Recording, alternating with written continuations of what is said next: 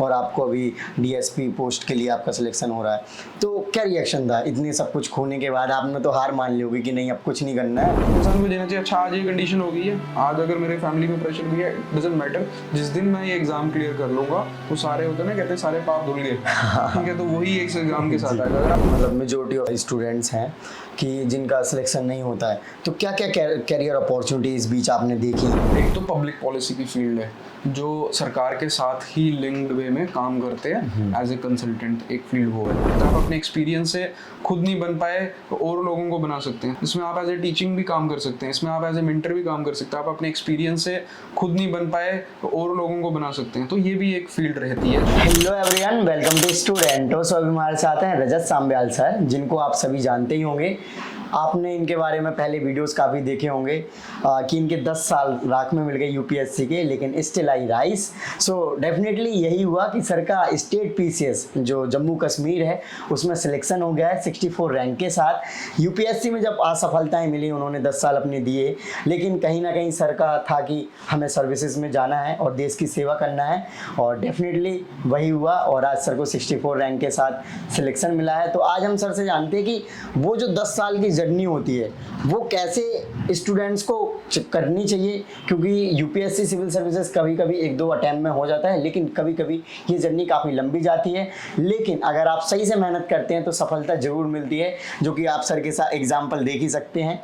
तो आज हम सर से इसी सब चीज़ों को डिस्कस करेंगे डिटेल में। बेसिकली अभी थोड़ा सा आप अपने बारे में बताइए कि आप कहाँ से हैं सर, क्या एजुकेशन वगैरह करी और कब से आप दिल्ली में आकर तैयारी करना चाह रहे थे? कुछ लोग भूल गए होंगे या फिर जिनको नहीं पता। मैंने तैयारी का 2012 के अराउंड सेकेंड ईयर कॉलेज में था। हाँ। तब सोचा कि तैयारी शुरू करते हैं जी। तो पहले तो सिंपली रेगुलर न्यूज़पेपर पढ़ना, उसके एडिटोरियल पढ़ना, फिर थोड़ी सी बुक्स पढ़ना शुरू करना, एनसीईआरटीज़, वही करा स्टार्टिंग पहले 1 साल में।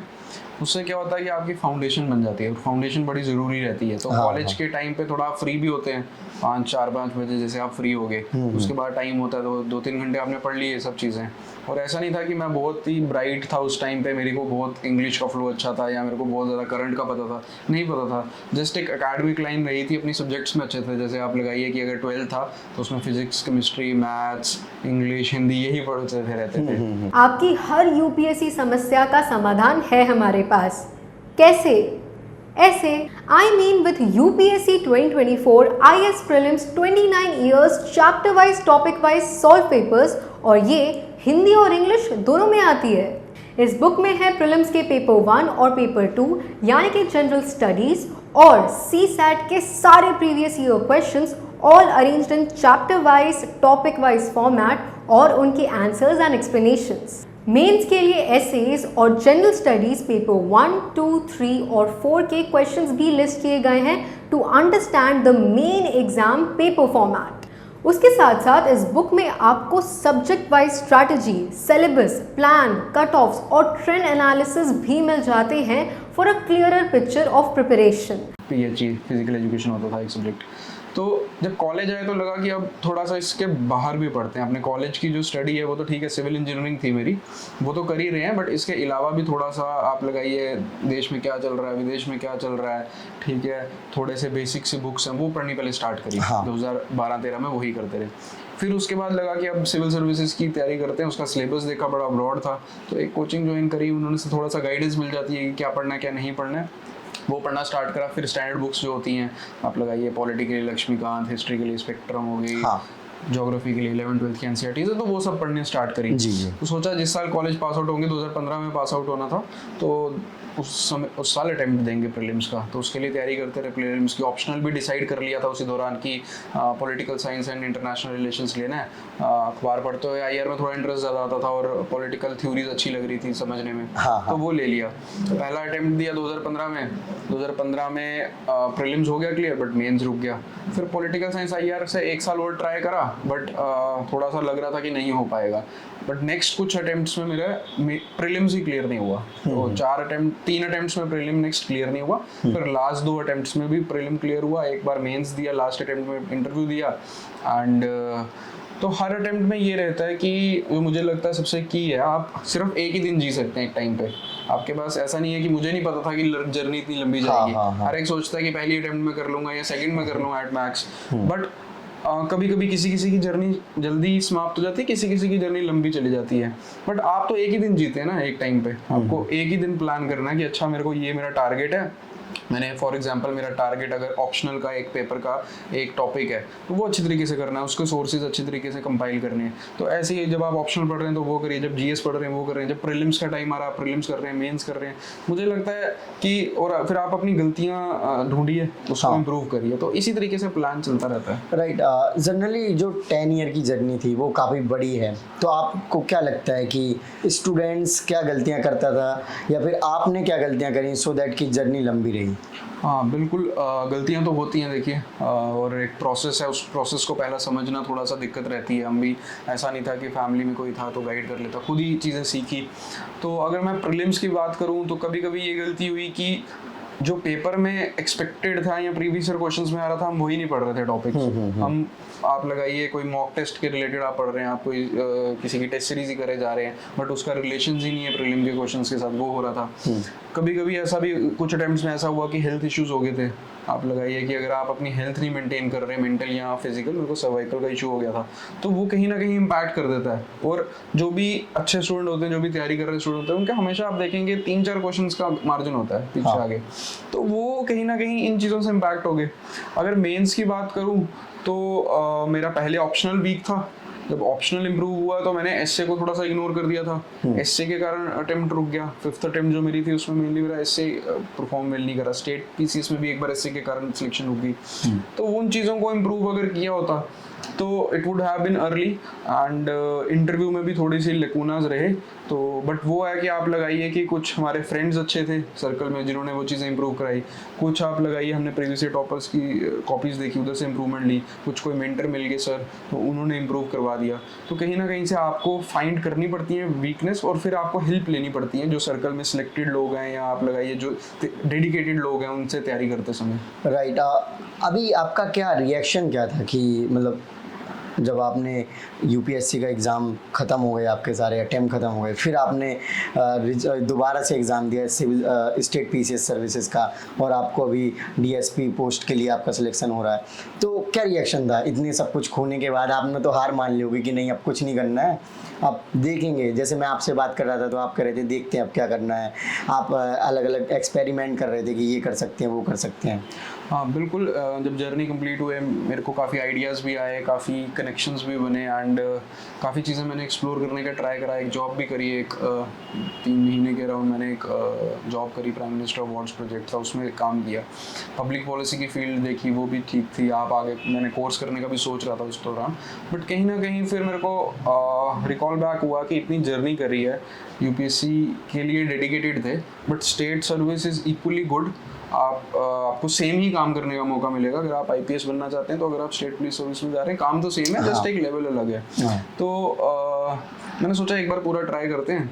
उस जो एक सारी नॉलेज थी उसको जल्दी से कंपाइल किया 2 महीने में, एंड फॉर्चुनेटली ये सर्विस क्लियर हो गई। राइट। जैसे आपने बोला था कि स्टिल आई राइज, क्या ये प्रैक्टिकली पॉसिबल था? मतलब अपने आप को समझा पाना कि हमने इतने साल बर्बाद कर दिए हैं और आज मेरे हाथ में कुछ नहीं है, अब मैं क्या करूँगा? और कहते हैं ना कि फ्रेंड मोटिवेट कर रहे हैं, फिर फैमिली मोटिवेट कर रहे हैं, बट एक्चुअल में जो बंदे के ऊपर बीत रही होती है वही चीज़ें समझ पाता है। बिल्कुल बिल्कुल, मतलब कि मेरे अंदर एक स्ट्रेंथ थी, या आप लगाइए एक गट फीलिंग थी कि होएगा कुछ अच्छा ही होएगा। एंड जब तक कोई चीज़ होती नहीं आपको पता नहीं होता कि क्या होने वाला है। अब इस फील्ड में होता तो जल्दी हो गया, अगर किसी और फील्ड में होता तो क्या तो थोड़ा वक्त लग जाता। बट अंदर से एक पॉजिटिविटी थी कि चाहे ये अटेम्प्ट नहीं हो पाया, बट इतनी जो नॉलेज, इतना जो डेडिकेटेडली हमने पढ़ा है वो कहीं ना कहीं यूज़ होगा। एंड काफ़ी एग्जाम्पल्स भी देखते थे, काफ़ी लोगों से भी कनेक्ट होते थे, जो हम देखते थे कि कोई बाहर जाके अच्छे कॉलेजेस में पढ़ रहे हैं, अच्छा सर्व कर रहे हैं, कोई मिनिस्ट्रीज़ में लग गए हैं एज ए कंसल्टेंट, वो सर्व कर रहे हैं। एंड तो वो कहीं ना कहीं मोटिवेशन वो लोग भी देते थे, एंड लगता था कि कुछ ना कुछ एक अचीव कर लेंगे। ऐसा नहीं है कि जो भी मतलब कि एक मुझे लगता है कि जो भी अच्छी तरीके से तैयारी करते हैं उनका इतना माइंडसेट ब्रॉड हो जाता है कि वो किसी ना किसी फील्ड में एक्सेल कर ही जाते हैं। आखिर आपने यूपीएससी या फिर पीसीएस सर्विस या फिर देश को सर्व करने का ही क्यों सोचा? और भी इतने सारे कैरियर ऑप्शन हैं, और जब आपको लगा कि नहीं हो रहा है फ्री पे आप इनके पीछे क्यों गए? क्या ज़रूरत है? और भी तो ऐसे चीज़ें करके आप देश को सर्व कर सकते हो, और भी बड़ी बड़ी चीज़ें हैं। बिल्कुल, देश को सर्व करने के वेरियस प्रोसेसेस हैं। बट पहली चीज़ तो यही थी कि मैं पढ़ाई में अच्छा था, तो पढ़ के एक पेपर क्लियर करके मुझे लगा कि मैं देश को सर्व कर सकता हूँ। एंड सिविल सर्विसेज एक अच्छी अपॉर्चुनिटी प्रोवाइड करता है कि आप सर्व कर सकें, ये भी एक अच्छी अपॉर्चुनिटी। सेकेंडली कि जब कॉलेज से पास आउट हुए एक सर्कल होता है, हमारा जितना भी सर्कल था तो मेनली सब सिविल सर्विसेज की तरफ अलाइन थे। तो वो होता है ना, आप सर्कल के साथ भीड़ को देखकर चले गए। हाँ, कह सकते हैं आप कि जो सर्कल था मेरा वाला, ऐसे ही होता है। बट ऐसा था कि सिर्फ सिविल सर्विसेज का नहीं था, अगर कुछ लोग एमबीए का सर्कल था, किसी का इंजीनियरिंग सर्विसेज का सर्कल था, तो मैं इस सर्कल में आया, मुझे लगा ये वाला प्रोसेस ठीक है, तो हमने सिविल सर्विसेज की तैयारी शुरू करी। अब तैयारी शुरू करते हुए जब आगे बढ़ते गए और नहीं हो रहा था क्लियर, तो तब स्टिक क्यों रहे, उसकी फिलॉसफी यही थी कि नॉलेज को यूज करके एक जॉब पकड़ेंगे सिविल सर्विसेज एंड उसको सर्व करने का मौका मिलेगा। तो कहीं ना कहीं प्रेरणा, देश प्रेम एक था अंदर, और मुझे लगा कि मैं इस तरीके से अपना एक्सप्रेस कर सकता हूँ। ओके, जनरली मैं अपना एक्सपीरियंस बताता हूँ कि मुझे इसलिए सिविल सर्विसेज करना था जब मैं दिल्ली यूनिवर्सिटी में एडमिशन लिया कि मेरे पास कोई ऑप्शन नहीं था। मुझे पता ही नहीं था कि और कुछ भी किया जा सकता है। जैसे आज मैं यूट्यूब पे कर रहा हूँ, या फिर कुछ बिजनेस का सोचते हैं तो कहते हैं हम इतना अच्छे फाइनेंशियली स्ट्रांग नहीं है। सो मुझे था कि अब सबसे बड़ी चीज़ जो करनी है तो वो शायद यूपीएससी ही है, ये निकाल लेंगे तो सबसे बड़ी जगह पहुँच जाएंगे। तो ये कहीं ना कहीं सोच कैसी है, आपको क्या लगता है कि इस तरीके के लोग सोचते हैं जैसे मैंने भी सोचा था, और आज मैं कहीं और डायरेक्शन में आ गया हूँ? बिल्कुल, देखिए लाइफ का एक तो जर्नी है कि आप सोचते कुछ हैं बट कुछ चीज़ें आपके लिए डेस्टिन्ड होती हैं, तो आप वो लाइन पकड़ लेते हैं। तो एक जो चीज़ ये होगी। दूसरी चीज़ ये है कि मुझे ऐसा लगता है कि अगर आपको जैसे फॉर एग्जांपल पैसा कमाना है, या आपको कोई फेम चाहिए या कुछ वैसे चाहिए, तो ये फील्ड शायद से नहीं बनी हुई सिविल सर्विसेज। आप कुछ और नहीं, लेकिन अब आजकल आईएएस ऑफिसर्स को जमाने में काफी मजा आता है। नहीं, मतलब अगर आप ऑनेस्ट वे में काम करेंगे, तो अगर आप सैलरी देखेंगे तो मेरे को लगता है जैसे जो मेरे कॉर्पोरेट में काम कर रहे हैं दोस्त, तो वो अराउंड 5 टाइम्स ज़्यादा कमा रहे हैं। हाँ, ऑब्वियसली। तो ऑनेस्ट वे में काम करना है तो आपकी सैलरीज पता होनी चाहिए। ये मुझे ऐसा लगता है this is a more of a social project. अगर आप देखेंगे ना कि एक काइंड ऑफ सोशलिज्म है ये, ठीक है, कि आप सोशलिस्टिक विजन है इसमें कि serve the people and taking a nominal salary and handsome salary related to it. Okay, ORN में आपने करीब 10 ईयर रहे हैं आप, 10 ईयर राइट ना? Around 4-5 years preparation. ओके, चलो 4-5 ईयर। तो आपको क्या लगता है कि ये जो एरिया है कितना ज़्यादा है हेल्पफुल है यूपीएससी एस्पिरेंट के लिए, या फिर यहाँ पे क्या ऐसी चीज़ें हैं जो स्टूडेंट ट्रैप में फंस जाता है और डेफिनेटली फिर वो कहीं ना कहीं अपने जो गोल है उससे भटक जाते हैं? बिल्कुल, हम भी जब ओल्ड राजेंद्र नगर में आए फर्स्ट टाइम ही, मतलब कि मेनली घर से बाहर निकले थे। ऐसे चंडीगढ़ में एजुकेशन थी बट वहाँ पे साथ में फादर रहते थे, तो पहली बार अपने लेवल पे आके कहीं पे रहना स्टार्ट करा। तो थोड़ा सा स्टार्टिंग में मैं बोलूँगा चैलेंजिंग है ये एरिया। रीज़न बीइंग आपको यहाँ पे अपना फूड का भी खुद ध्यान रखना पड़ता है, आपको अपनी सफाई और ये सब चीज़ें भी ध्यान रखना पड़ता है, और आपको अपनी हेल्थ का भी ध्यान रखना पड़ता है। इन सब चीज़ों के साथ आपको प्रिपरेशन करनी होती है, और प्रिपरेशन मेन होती है। अगर आप लगाइए कि मेरा जैसे डेली टारगेट रहता था कि अराउंड 8 to 9 आवर्स की स्टडी करनी है, लाइब्रेरी बैठना है, इतनी देर बैठना है, मतलब कि आप बीच में ब्रेक्स को एक्सक्लूड करके। हाँ। तो अगर आपके हेल्थ खराब हो गई है, तो मेरे साथ ऐसा होता था कि 3-3 दिन मेडिसिन पे हैं, आप एंटीबायोटिक्स ले रहे हैं 3 दिन, फिर आपको लगता है कि अब मेरा 4 दिन का ब्रेक हो गया, फिर 1 दिन रिकवरी में लगेगा वो मोमेंटम बनाने में। तो ये एक स्ट्रगल रहती है। बट और मेरे साथ भी ऐसा रहता था कि ज़्यादा देर बीमार होने लगे तो maybe I shifted back, घर चले जाऊँगा। बट मुझे लगता है वो एक बचपना था, ठीक है, पर लास्ट 2-3 साल से मैं कॉन्स्टेंट बैठा हुआ था एक जगह पे। फ़ायदा ये होता है इस जगह में कि आप लगाइए, आपके पास रिसोर्सेज ईजिली अवेलेबल हैं, आप स्टडी रूम्स इजीली अवेलेबल हैं, आप जा सकते हैं, आराम से पढ़ सकते हैं। आपकी डिस्ट्रैक्शंस अगर आप अवॉइड करेंगे तो मिनिमम है। आपको अगर घर पे कोई अगर प्रॉब्लम चल रही है, या घर वालों की, आपको एक सोशल सर्कल होता है जो हमारे घर में, गांव में, वो अगर आपको कोई डिस्ट्रैक्ट कर रहा है, या आपको ऐसा लग रहा है कि वहाँ पे क्या है कि कोई बैंक में जा रहा है, कोई काम करने जा रहा है, आपको लग रहा है मैं काम नहीं कर रहा हूँ, यहाँ पे बट एक ही एनर्जी है। सारों का एम है यूपीएससी क्लियर करना, सारों का एम है लाइब्रेरी में जाके पढ़ना। कोई किसी को ये जज नहीं कर रहा कि ये 30 साल का, 25 साल का, 20 साल का, सबका काम है कि बस नेक्स्ट अटेम्प्ट में क्लियर करना। तो ये एक पॉजिटिव एनर्जी है अगर देखा जाए। रिसोर्सेज बहुत सारे हैं, बट आपको देखना है कि कौन से यूज करेंगे। राइट। टीचर्स आपके पास, मेंटर्स अवेलेबल हैं, वो चीज़ें हैं। नेगेटिव्स ये हैं कि आपको कहीं ना कहीं यहाँ पे डिस्ट्रैक्शन से दूर रहना पड़ता है। वो डिफरेंट फॉर्म में हो सकती है, ठीक है, बट वो आपको, हर एक यंग बंदे को पता है क्या क्या डिस्ट्रैक्शन है, but you have to avoid. आपको अपने अंदर विल होनी चाहिए कि मुझे ये चीज़ों में नहीं जाना। दूसरी चीज़ आपके अंदर ये विल होनी चाहिए कि आप एक्सेसिव नहीं पढ़े जा रहे हैं। जो एग्जाम में चाहिए जितना उधर लिख पाते हैं, अगर हमारे पास 3 घंटे का एग्जाम होता है हम उसमें उतना ही लिख सकते हैं, हम फिलोसफर नहीं बन सकते उसमें टोटली, तो उसी के अकॉर्डिंग पढ़िए। एंड साथ वाले जो लोग हैं उनसे आप बात करिए, इंटरेक्ट करिए, उनसे भी आप कुछ सीखने का रखिए। आप आए यहाँ पे बैठे, आपने लाइब्रेरी गया, घर आए, आप चले गए यहाँ से, वो नहीं है। अगर आपके पास साथ लाइब्रेरीज में लोग हैं तो कोई इंटरव्यू आउट हुआ है, कोई मेंस आउट हुआ, तो उनसे सीखिए कि कैसे प्रोसेस है। जब मेरा प्रीलिम्स नहीं हो रहा था तो मेरे एक फ्रेंड थे यहाँ पे, रूममेट ही थे, मैंने उनके पास जाके गाइडलाइंस ली कि आप कैसे हर बारी प्रीलिम्स क्लियर कर रहे हैं, तो मैंने वो ट्राई किया करने का अपना, तो उसके कारण मदद हुई थी। देखो, स्टूडेंट जब दिल्ली आता है तो वो सोच के आता है कि 1-2 साल में एग्ज़ाम क्लियर कर लेंगे, लेकिन जैसे जैसे साल बीतते जाते हैं प्रेशर बढ़ता है। कई बार क्या है, कुछ रिलेशनशिप हो या फिर फैमिली प्रेशर हो, ये जो चीज़ें होती हैं तो आदमी काफ़ी डिप्रेस हो जाता है। तो ये सिचुएशन क्या लगता है कि कितना ज़्यादा हैम्पर करती हैं, या फिर आपके साथ कभी हुई हैं तो इनको कैसे टैकल किया, इन सब के बारे में? बिल्कुल ये चीज़ें नेचुरल है। कोई भी एक यंग लड़का होगा, लड़की होगा, जिस फेज़ में ये होता है, अगर प्रिपरेशन थोड़ी एक्सटेंड हो जाए तो फैमिली प्रेशर, रिलेशनशिप्स का ब्रेकअप्स, ये सब चीज़ें आप देखेंगे कि आज की डेट में कॉमन हो गई हुई है। ठीक है, तो ये चीज़ आपको अपने आप को स्ट्रॉन्ग करके इससे आगे बढ़ना ही पड़ता है, क्योंकि अगर आप इन चीज़ों पर फोकस रहेंगे तो आप पढ़ाई नहीं कर पाएंगे। मेरा ऐसा मानना है अपना कि पढ़ने के लिए इंसान का पीस ऑफ माइंड बहुत ज़रूरी होता है। तो आप किसी से डिस्कस करिए अपने मैटर्स को, घर पे डिस्कस करिए, फ्रेंड से डिस्कस करिए, वो एक तरीका हो सकता है आपने उसको ख़त्म करने के लिए।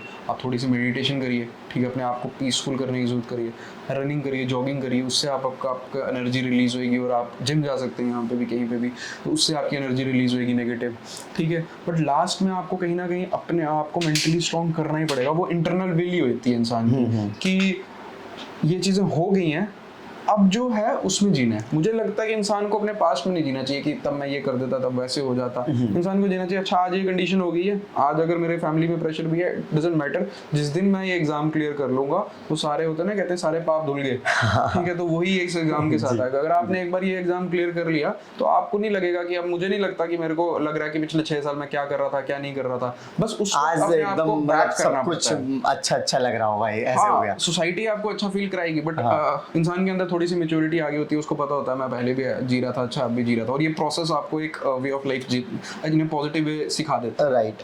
जब आपका रिजल्ट नहीं हुआ था सिलेक्शन, और फिर आपने इंटरव्यूज़ भी दिए, तो कई लोगों ने आपको काफ़ी प्रेज़ किया कि कोई बात नहीं, आगे और अच्छे करियर बना सकते हैं, और अच्छी करियर अपॉर्चुनिटी मिल सकती है।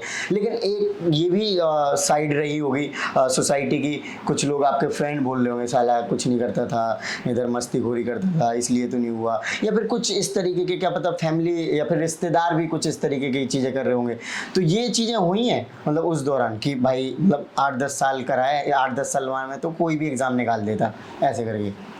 बिल्कुल, मतलब कि सच मैं ये बोलूँगा कि इस प्रोसेस में ऐसा हो गया था कि मैंने अपने जो नेगेटिव लोग, आपको कोई नेगेटिव ओपिनियन देते हैं, उनसे मैं दूर हो चुका था, कनेक्शंस लूज हो गए थे। वो मेरे को मुंह पे कोई भी कुछ नहीं बोल पाया। जो लोग मेरे साथ एसोसिएटेड थे वो कहीं ना कहीं with the blessing of God positive लोग थे, वो मुझे एनकरेज ही कर रहे थे। नेगेटिव्स लोग मे भी अपने बैक सोच रहे हो, बट वो मेरे मुंह पे कभी कन्फ्रंट नहीं हुई चीजें।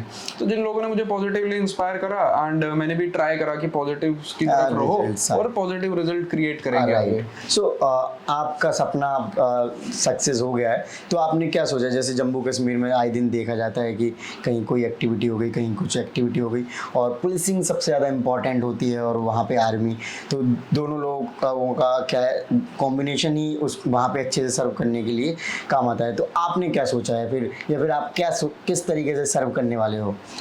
बिल्कुल, सबसे पहला तो बेसिक यही है कि पुलिस का मेरे को लगता है सबसे अच्छा रोल तो लॉ एंड ऑर्डर मेंटेन करना ही होता है एरिया में, एंड कहीं पे आपको किसी एजेंसीज के साथ या आर्मी के साथ मेंटेन करना पड़ता है, जैसे जम्मू कश्मीर में, तो वो पहला रोल तो वही रहता है।